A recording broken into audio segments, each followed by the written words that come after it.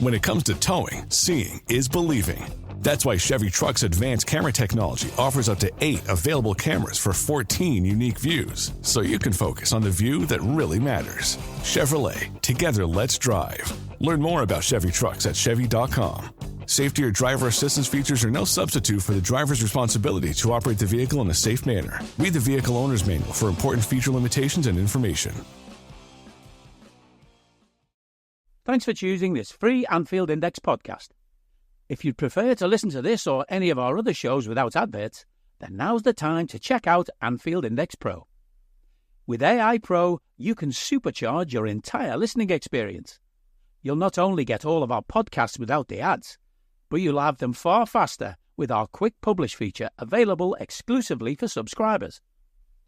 AI Pro also puts you in the heart of our sound studio, with an option to listen to many of our shows live and interact with the podcasters in real time as the shows are recording. Upgrading couldn't be easier. AI Pro is available on all popular podcast platforms. Just head on over to AnfieldIndexPro.com and get started today. Hello everyone and welcome back to special pre-season edition of Rival Recon, simply named Rivals, where we'll be speaking to fans, writers and content creators of last season's top 6 in the Premier League to get a better gauge on what shape they feel their sides are in as we approach the new campaign. To kick things off, we're starting with the defending champions who won their 4th consecutive Premier League title last season and enter into this campaign as favourites, just as we hear the case around the 115 financial irregularities charges they're accused of getting underway. Joining me on the pod to share his opinion on where Pep Guardiola's side are this time around, we welcome back Dan Burke from the Blue Moon podcast. Welcome back, Dan. Good to speak with you again as we're, pre-season's wound down now more or less and the season's fast approaching. Hi, Harry. Good to be back. It's come out of nowhere, hasn't it, really? It feels like 5 minutes ago that the last season finished and before you know it, it's here again. Yeah, I've been speaking with different sort of writers, like fans of clubs across the top 6 doing this series ahead of the season, and each of us had that conversation around how do you manage to escape football for a little bit? You know, the thing you've given the season ending when it did, and then the Euros coming immediately after that, and then if you want as well, obviously all the Olympic football, you're able to watch the Copa America thrown in there. I've had to, I think, ration down how much I was watching at one stage just because I wanted to have a little bit of a clean break. But it is everywhere. You're never far away from some football. Have you managed to switch off a little bit, and does it feel like it's crept up on you? Yeah, I mean, I work in football media as well, so I don't really get a chance to switch off. You know, it's my daily bread and butter, really. But yeah, definitely. I mean, the Olympics, I've barely watched a minute of the Olympics football, to be honest with you. I just kind of thought I need a bit of a break after the Euros. I found the Euros a little bit boring personally. I don't know about anyone else, but it sort of started off really interesting, exciting. That kind of new tournament buzz, and as the tournament went on, I was a bit like, oh God. And towards the end of last season, as a Man City fan, people might it's all fun and games and stuff. But I was ready for a break, definitely.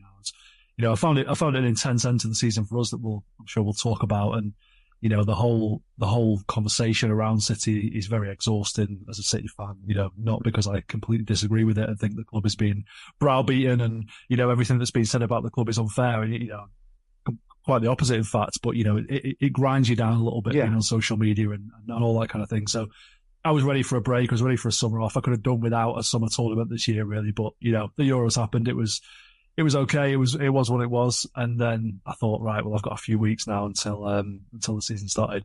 I still stayed up until midnight to watch City play Chelsea from the United States the other night. So it's still, you've got to dip your toe in the water every now and again. But for the most part, I've kind of unplugged a little bit this summer, I would say, Yeah, I'll happily admit I was paying attention to some of those matchups in the US for Liverpool and keeping an eye on the scoreline, sending a few sort of carefully timed messages to my North London supporting contingent uncles, just in case that it needs to be done. I think similar to you, I've tried to tune down a little bit wherever possible. It's not always the most possible thing, but I suppose that brings you to the question a little bit around, when the final whistle went on after the final game of last season. what were your thoughts and feelings? You know, that's another league title, fourth consecutive league title, historic, of course, and again having to face off competition from Liverpool early in the season, and then Arsenal right into the final day. Despite sort of the fact that it felt comfortable in the end, I suppose, weirdly. What were your thoughts and feelings? That you mentioned a little bit of exhaustion there. Yeah, well, unfortunately, the final whistle to our season was the bloody FA Cup final against United, which was like a pretty disappointing way to end a really great season. He sort of cast a slightly strange shadow over the summer, really, that we'd had this great season. We'd won the league again, fourth time in a row, never been done before. It's a sort of singular achievement that belonged to us. And you thought, let's get the double now. Let's beat United in the final again. And every single City fan went into that final full of confidence, thinking, we'll do this easy today, 3-4-0. Having beaten United in the FA Cup final the previous year as well, and the season they had last year, it just seemed like such a gimme that we were going to win it.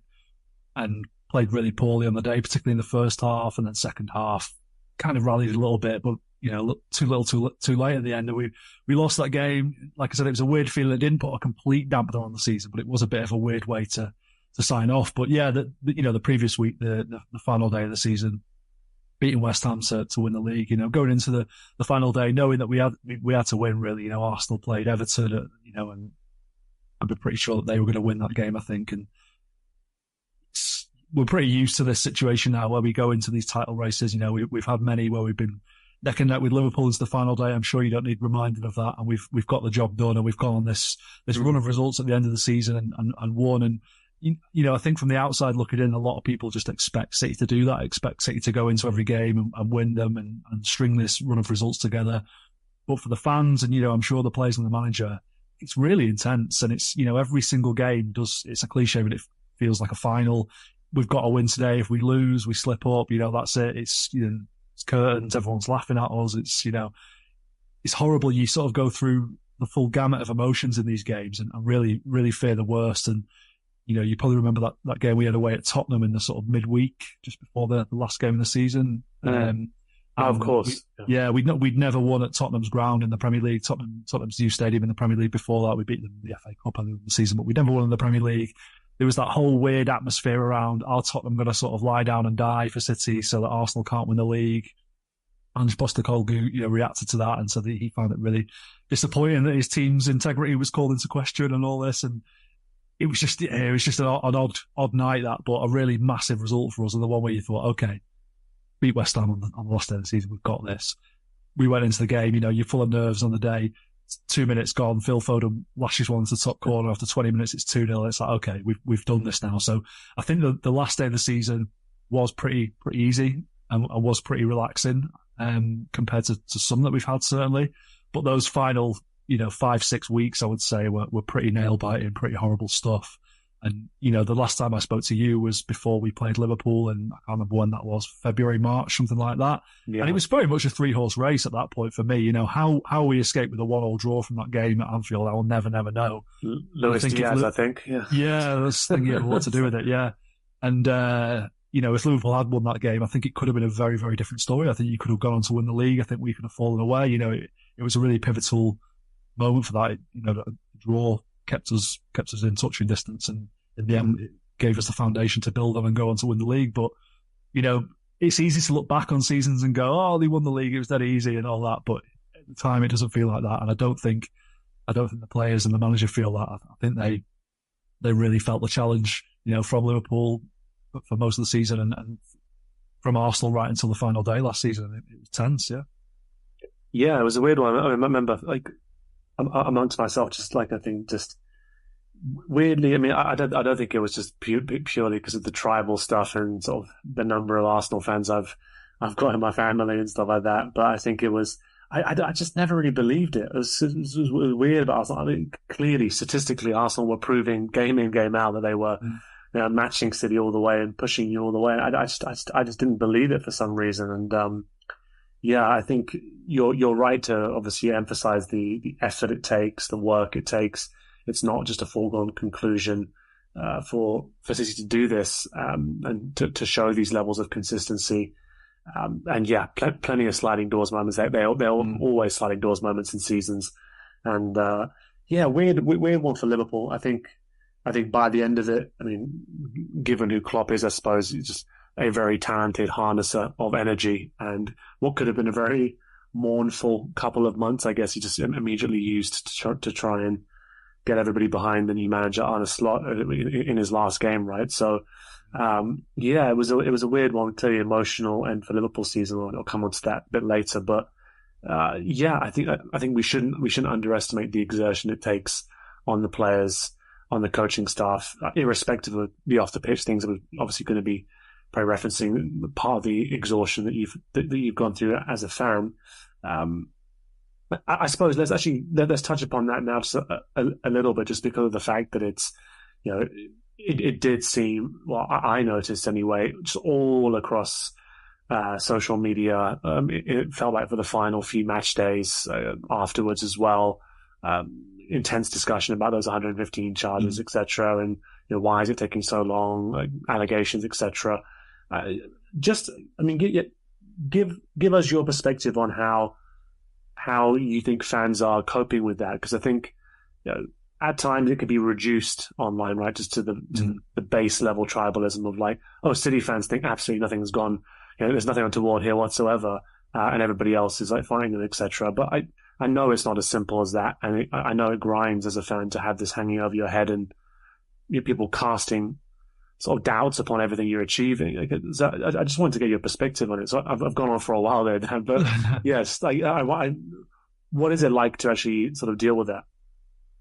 I mean, I think it's different for different fans. I mean, there are some City fans certainly who kind of enjoy the kind of winding everybody up, and the kind of the piss boiling, as people call it in sort of modern parlance. They enjoy the fact that everybody hates us and everybody wants us to fail and everybody's pissed off about these charges and all this kind of thing.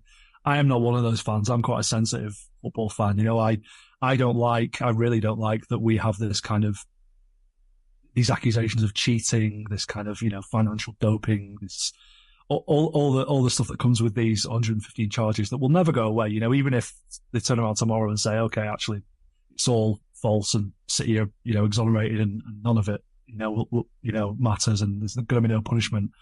That I think that reputation is never going to go away, and I think that's a real shame for the City fans first and foremost. For the club.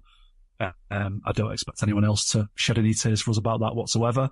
And I do think it's an absolute farce that we've got this situation where the Premier League is, February 2023, has landed these charges on City's doorstep, made them public knowledge, and that we're now in August 2024 and still nothing has been resolved. We still don't really know when the case is going to be heard. They've said later this year, but it's like, it's August now. Well, when is it going to be? Like, when's this hearing going to happen?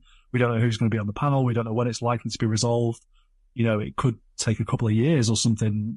It could take even longer. So I really want it to be resolved one way or another. And if City are proven beyond reasonable doubt that they're guilty, that they've broken these rules, they've put money in or hid money or whatever, whatever they're accused of, everything they're accused of, if that is proven, then I would like them to be punished. And I think, that would be a just and fair way for, the universe to kind of balance itself a little bit. If that means that we end up getting a hefty points deduction and a relegation or something like that, then, that's we'll have to live with. And, it'll be heartbreaking and it'll be really difficult to deal with, but, we'll move past it and move on with our lives. And right now we kind of feels like we're just in this sort of weird limbo where our achievements are being, judged in light of these charges. It's almost like there's like a big VAR review over everything we've won, basically. It's like, well, is this legitimate? Is this actually fair? Have they, should they be regarded as one of the best club sides of all time? Should Guardiola's legacy be what it is? Should these players,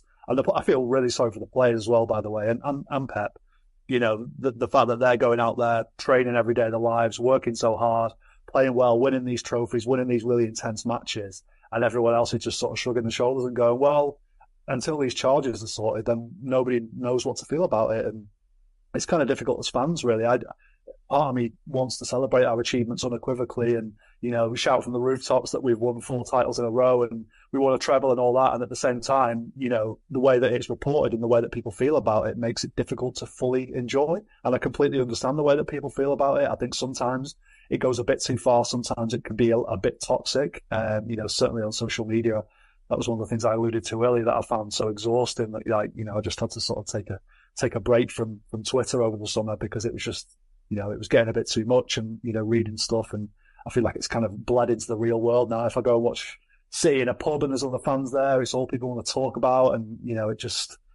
it does affect my experience of watching football and negatively, unfortunately. And, that's, I guess that's the price I pay for supporting this team that was taken over by this regime. And, this is the sort of effects of it, really, that we've got this situation,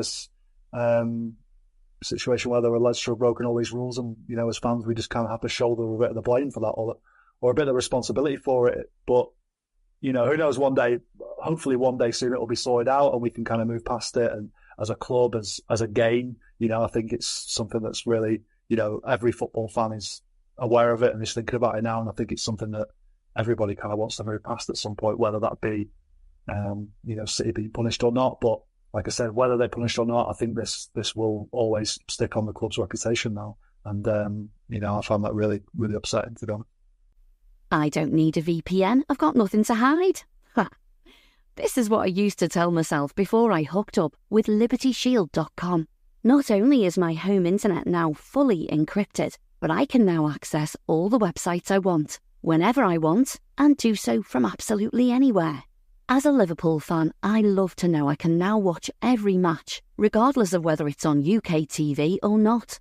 My Liberty Shield VPN makes sure nothing is blocked and guarantees me super fast streaming speed throughout that match. You can get connected right now with their software package, which includes a 48-hour no-obligation free trial and instant access to their apps for Apple, Android, Fire TV, PC, Mac and Android TV. Or go a step further like I have and get one of their pre-configured VPN routers. These small but powerful devices allow you to easily connect every device in your home to VPN, making it the perfect solution for smart TVs, Mac boxes and games consoles. Visit LibertyShield.com today and use coupon code AIVPN25 to get 25% off at checkout. Yeah, I think that's what you're saying, right? I actually agree that I don't see a way in which this gets a conclusion now that doesn't stick on the club just because of the way in which it's gone on for so long. And then also, I think, as you say, sort of the way in which people engage with sports now and sort of the social media way of engaging with sports has bled into the coverage of sports on TV and some of the sort of like different panel shows and this and that, and everything has to be one extreme or the other, and there can't be much in between in the grey area. I mean, that's certainly what I blame my lack of retweets for at times, is because no one gives a damn about this nuanced tweet I'm going to put out here. No, everybody wants me to absolutely sort of bury a player or something like that. It is very noticeable how things have shifted, and so, I mean, not that you should care what people are saying online, but as you say, you're trying to engage with football, trying to enjoy it. That there are positives to enjoying it online, but yeah, it's just increasingly crowded by all these extreme reactions. Very often, a bunch of men in a room saying absolutely like absurd things just for the sake of it, and they know they are, or if you're unlucky enough to get into one of those sort of like Twitter spaces, which every now and then I've gone in just to sort of stare into the voice. Yeah. And it really is like, wow, okay, this is the dialogue that's happening. I do enjoy those Everton spaces, though, I must admit. Oh yeah, I mean, there's some of the best entertainment you can find on the internet. It's fine to peek into those every now and then. Change your profile picture accordingly before jumping in. And in terms of back onto the pitch and thinking about last season, who was your player of the season, and then who was your unsung sort of player of the season? Someone you think maybe didn't get as much credit as they deserved, and ultimately was in large part responsible for the success that the club had. Well, the player of the season was Phil Foden, in my opinion. It was, right. Yeah. He had an outstanding. I mean, he won the Premier League Player of the Season. He had an outstanding year. It was kind of his breakout year, really, which might sound a bit silly because he's been around for quite a long time now and already won a few trophies. But this felt like the season where he sort of went from a boy to a man, really. I think it helped having De Bruyne out injured for like pretty much the first half of the season. Foden kind of took on the mantle. Like he'd kind of been a starlet in a galaxy of stars before last season, I think, and he sort of emerged as a proper star. You know, he took games by the scruff of the neck. He started winning matches for them. He started scoring really important goals, and that kind of almost became a bit of a trademark goal of his, sort of getting it onto his left foot, edge of the box, lashing it into the top corner. You know, he's so good on that kind of small spaces, half turn kind of thing. He gets the ball, and you know, unfortunately, we didn't see enough of it for him. Some, I think he was quite a disappointing tournament, but City he was excellent. He played a lot more centrally last season, which has brought the best out of him. I think he shunted out the wing in previous seasons. And I'm expecting that to be his position now that he plays as that kind of number 10, maybe coming in off the flank a little bit, getting the ball in those middle spaces and finding the net. And you know, it's great to see him properly flourish last season. I guess the unsung hero, you'd probably have to say Rodri, which is again maybe a bit of a weird thing to say. I think everybody's aware of what Rodri is capable of now, but he still suffers from that kind of being overlooked because he's a defensive midfielder, even though he scores quite a lot of goals, and he's very all action kind of box to box midfielder. I think, you know, often when it comes to handing out individual awards and whatnot, attacking players are favoured, aren't they? And I think that's why Foden won the Player of the Year, and you know, Rodri, his consistency is just absurd. You know, he's at 8 out of 10 every single game, pretty much. There was a couple of games last season where he was out suspended, where he got himself stupidly sent off once, and some yellows at one point, and we were a different team without him. Basically, you know, we lost both games. And he went on that 71 games unbeaten run. He went on at some point, which says it all, really. You know, he's just an outrageous footballer, and I think, you know, when the Ballon d'Or is handed out at the end of the year, I don't really put a great deal of stock in that sort of stuff personally, those individual awards, but I think he should be right in the conversation for that, if not winning it. You know, having won the Euros with Spain as well, I think he was excellent. So yeah, he's the one I would shout out. There was also Stefan Ortega, the reserve goalkeeper, who made a massive save against Tottenham in that game towards the end of the season. You know, without that save, we don't win the league. It's as simple as that, really. That was a real sliding doors moment for us, and we don't know what kind of future holds for City's goalkeeping department at the time of recording. There's some talk that Ederson might move on still. I think it depends whether Saudi Arabia can pluck up the money for him. It's looking like that's not going to happen. He'll end up staying, but one of the stories doing the rounds recently that he denied, to be fair, was that he was a bit sort of put out by all the praise that Ortega got after making that save. You know, some people saying that, like, oh, if Ederson was in goal, probably would have made that save, you know, because for a goalkeeper, sometimes his shot stopping can leave a bit to be desired, whereas Ortega's shot stopping is outstanding. So, yeah, he was one who came out with the season with his reputation massively enhanced. So, come the end of the season, and it's like, I think when we're critiquing City, it's like, yeah, it becomes a fine toothpick that we're coming through, sort of like actually trying to see where are the marginal gains to be gained. Such as the standard, I think, that City have set in the Premier League, certainly. Come the end of the season, I mean, what was your view around the areas that City needed to focus on the most? I mean, these could be like specific squad positions if you want, or it could be something more general about tactical approach, or like, you know, maybe players of a certain age need to be moved on and new ones brought in. I mean, going into the summer, when you allowed yourself to think about football again in the Premier League season, what were the sort of, if you had a couple of objectives you think that these need to be the ones that Guardiola is working on this season, what would those be for you?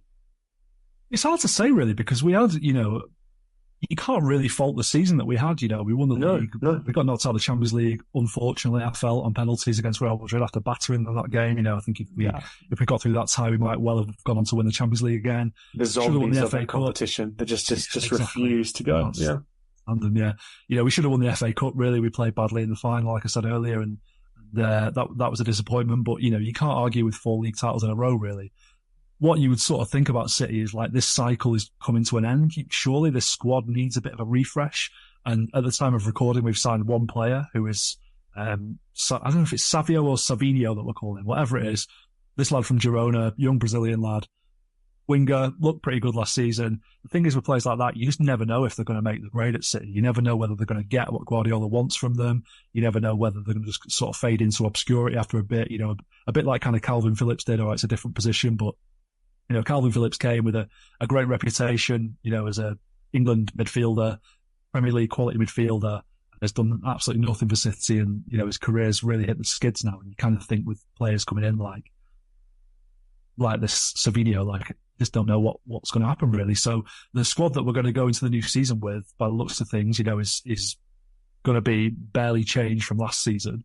Time of recording, there's also, the chat that Julian Alvarez is going to leave for big money. Whether that will be reinvested into the squad, I don't know. The kind of noises coming out of the club at the moment is that probably won't be, that they're probably not going to bring anyone else in, that they're going to stick with what they have, maybe lean on a few young players, which would be something that I think a lot of City fans would like to see a lot more next season in the coming years. Use this academy that we've got a lot of talent in that academy. Some of it's been sold on for good profit in recent years, which is great, but we'd like to see a few more players coming through, a few more players playing in the first team. We've seen Rico Lewis and Oscar Bob in the last couple of seasons who've both been really impressive. There's a young guy called Nico O'Reilly who's looked really good in pre-season, and Pep's hinted that he could have a role to play next season. But it's kind of like, does this squad have the motivation, the energy, the desire to go again next season, to go win the league, to go win the Champions League? I wouldn't doubt them. I wouldn't put it past them, and it's also a bit of a weird time because Pep's contract's up at the end of next season, so we don't know whether he's going to be the manager, the season after this coming one, whether he'll stay, whether he'll want to extend again. I think every single time he's extended, I've been kind of surprised because I didn't expect him to stay beyond the first 3 years of his contract, really. I thought it'd just be a bit of a, come to England, do that, go and do something else. The fact he's been here 8 years has been pretty extraordinary, really. And you kind of think, are you going to go and do something else yet, Pep, or are you going to sign a new contract? And he just seems a bit addicted to the Premier League, a bit addicted to City, really, and wants to keep staying and winning. And I think it's, a very good working environment that he has. And, he's obviously managing a very financially well-backed club as well. So, but yeah, you sort of look at some areas in the squad, like De Bruyne's not getting any younger. He's had injury problems in recent years that you kind of think, is this going to be the end of De Bruyne, the beginning of the end of De Bruyne? Kyle Walker, right back. We've not signed a proper fullback for, a few years now, and that's a bit of an odd situation that a lot of fans can't get their head around, that we don't have a lot of depth in certain areas sometimes. And I think Pep likes to work with a smaller squad and not have to disappoint too many players, but you kind of think something's got to give at some point. We can't go a whole season expecting Rodri to play every game because the guy needs a rest or he's going to burn out. So there's no real alternative to him in the squad. Calvin Phillips was brought in to be that, and like I said, has been pretty crap and looks like that's, not going to go anywhere. So, yeah, there was no complaints about last season, and I do feel pretty relaxed going into next season in terms of, I don't think there should be a great deal of pressure on City to go and win the league again. I think, we've had a great run, and if we win it again, fantastic. If not, then it's probably someone else's turn at this point. So it's not really like a worry that I go into the season with. It's more kind of like, when's this big reset going to happen? When's this refresh going to happen? Doesn't look like it's going to happen this summer. So what is next season going to look like for us? Are we going to have enough in the tank to go and do it again? I think it's going to be interesting to see, but we've got a great squad and a great manager, so we're going to be there or thereabouts, I'm sure. And on that reset and the refresh, you mentioned there as well being almost surprised by every contract extension that Guardiola signs, and he has been around for a long time now at the club, and as you say, sort of well situated, well set up. But where do you think the fan base is in terms of their expectations for how long he's going to remain at the club? It did seem to be like what you say, he's got one more year on his contract, and then it's a case of whether or not he's going to extend again. But he's not made any comments, any suggestions around it at all. He spoke quite positively about it in pre-season, actually, and kind of hinted that he would be open to signing a new contract, that this is not his last season. I think he kind of has to say that because you don't want to really go into a season going, right, this is the last year now. No, exactly. I think that can, maybe as we saw with Klopp last season, that can have an impact that perhaps is not the desired one on players sometimes, or can make the situation a little bit strange. You kind of have to keep that as an open question, I think. So I think he will probably assess how the season goes, whether he's feeling it, whether he's enjoying it, whether he feels like he can still motivate these players, whether his ideas are getting across, whether he still has, the ability to kind of evolve, which has been, something we've seen a lot from Pep over the years, evolving his tactics, evolving his team, whether he thinks he's got one more of them left in him. My hunch, my gut feeling is that he won't extend, that this will be his last season. I think the England job becoming available is going to be quite interesting to him. I think that's something that he's talked about privately in the past, that he's open to managing an international team one day. And I think, like I said, English football has really got its claws into him. And I think that will be a great opportunity for him to do that. The timing, it could just align quite nicely for him, building towards the World Cup in a couple of years. So it wouldn't surprise me if he did that, or maybe at some point he'll decide that he needs a break like Klopp as well. Maybe he'll think that. But I also wouldn't be surprised if we get to November and he signed another 2-year deal, because it's just, I guess, he just seems to be enjoying it and seems to be getting so much out of it, and it helps that he's winning. I think if the trophies had dried up a few years ago, then maybe we'd have a different manager by now. But the fact he's winning, and winning's addictive, and I think he really thrives on that, and he's got a great staff, a great team behind him. Mm-hmm. So I don't know. Like I said, my gut feeling is that this will be his last year, and I think the club are almost thinking in those terms. Pep can, stay as long as he wants, and if he wants to go, then I think he'll go with everyone's blessing. But I think by sort of November, December time, we'll probably have an answer to that question. I suppose it also makes sense around sort of the wider squad reset as well, right? Sort of knowing what's happening with Guardiola, if he's going to stay, if he's going to go, and then if a new manager's going to be coming in, maybe you sort of pause a little bit on that squad refresh to understand what kind of squad needs to be built. But yeah, we'll see. I'm sure. I think if he's got an appetite for even better media relations, go and do the England manager job and deal with all that. But I think be fascinating to see if that's actually something that really genuinely interests him as a challenge. Because I think it is a big one, despite the quality of the players that you're be working with anyway. But the next question is more around like what/who are you most excited about ahead of the new season when it comes to City? I think you were saying there a little bit that you've come to the space where it's been such a successful run now that you're almost not expecting or demanding in your expectations that it's going to be as successful. But are there individual players you're really looking forward to developing, or like, I don't know, tactical change that might come out of nowhere? What's got you excited ahead of the season? To be quite honest with you, not a lot at the moment, really. I've not really got that new season buzz just yet. Yeah. I'm hoping it will come over the next week or so, and I'm sure by the time the new season kicks off, I'll be feeling something. But right now, it's like I said, there's been no real change over the summer. It's been we've had this summer of football, so I not feel like I've sort of been deprived of football in the way that perhaps you sometimes are when there's no international tournament. So it's kind of really hard to grasp onto something as that's going to be different, that's going to be new and exciting about next season. I would probably say the development of young players, if they do not replace Alvarez, then that presents an opportunity for a few players like Oscar Bob, who I mentioned, who was, good when he looked really good when he came into the team sporadically last season. I think this could be an opportunity for him to get a lot more minutes under his belt. We got James McAtee coming back from Sheffield United on loan. I don't think he did a lot at Sheffield United last year, but he's very, very highly rated in the club. Looks good in pre-season. Looks like he could be the sort of natural heir to kind of Bernardo Silva, David Silva type player. So I'd like to see him stick around and not go out alone again and get some more minutes. And yeah, it's just trying to bring in some young players, I think, really, and use that academy and use that young talent. And every fan of every single club loves to see players coming through the academy, especially when the local lads, that's really important. And we've had a few of those over the years, Phil Foden being the most obvious one, but not quite as many as I would have liked. So I'm hoping this is a bit of a chance for us to do that, to go, come on, we've won loads, we've won enough in recent years.